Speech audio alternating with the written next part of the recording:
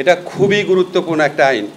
আপনারা জানেন বাংলাদেশের সিভিল মামলা নিষ্পত্তি হতে বছরের পর বছর এমনকি যুগের পর যুগ লাগে। আমরা এখানে অনেকগুলা চেঞ্জ এনেছি, তার মধ্যে কয়েকটা শুধু গুরুত্বপূর্ণ চেঞ্জের কথা আপনাদের বলি।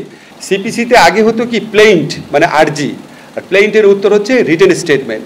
এই দুইটা জিনিস লিখিতভাবে জমা দেওয়া হতো, তারপর উকিলরা ওইটা লাইন বাই লাইন পড়তেন, আর ওকে যে প্লেইন্ট লিখেছেন তাকে বলতে আপনি এটা লিখেছেন, উনি বলতে হ্যাঁ লিখেছি, আদালত এটা শুনতো।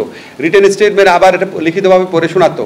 এই লিখিতভাবে পড়ে শোনা, আদালতকে শোনানো, এটা করতে করতে 6টা-7টা শুনানি লাগতো। 6টা-7টা শুনানি ডেট পাইতে পাইতে এমনকি 2 বছরও লাগতো।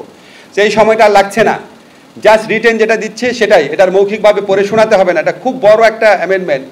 সেকেন্ড যেটা বড় অ্যামেন্ডমেন্ট সেটা হচ্ছে আগে টাইটেল পাওয়ার জন্য একটা মামলা হতো, তারপর হচ্ছে আবার এটা এক্সিকিউশনের জন্য আবার আরেকটা মামলা হতো। অনেকে টাইটেল পেত, এক্সিকিউশন করতে করতে আরও 5-10 বছর লেগে যেত। এখন একটা মামলাতেই সব নিষ্পত্তি হবে।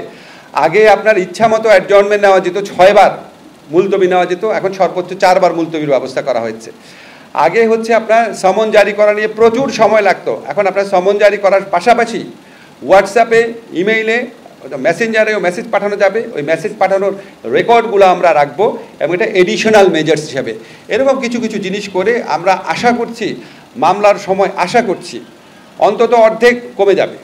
আগে যদি আপনার 5 বছর লেগে থাকতো এখন 2.5 বছর হয়ে যাবে, আগে যদি 2 বছর লাগতো তাহলে 1 বছর হয়ে যাবে। আমরা আশা করি সিভিল মামলা দ্রুত নিষ্পত্তির ক্ষেত্রে এই আইন খুবই গুরুত্বপূর্ণ ভূমিকা রাখবে।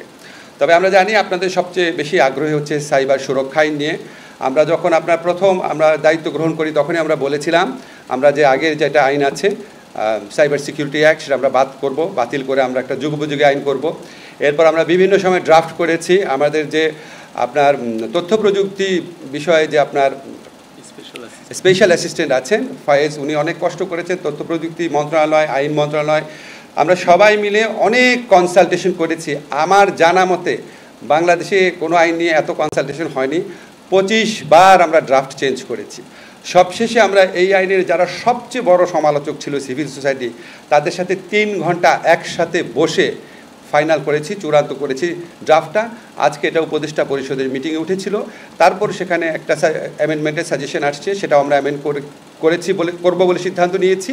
এটাও আপনার জাস্ট আমাদের ল মিনিস্ট্রির ভেটিংয়ের পর গেজেট নোটিফিকেশন হবে, হয়তো আপনার এই সপ্তাহের মধ্যে এটা চূড়ান্তভাবে প্রয়োগ হয়ে যাবে, প্রয়োগযোগ্য আইনে পরিণত হবে।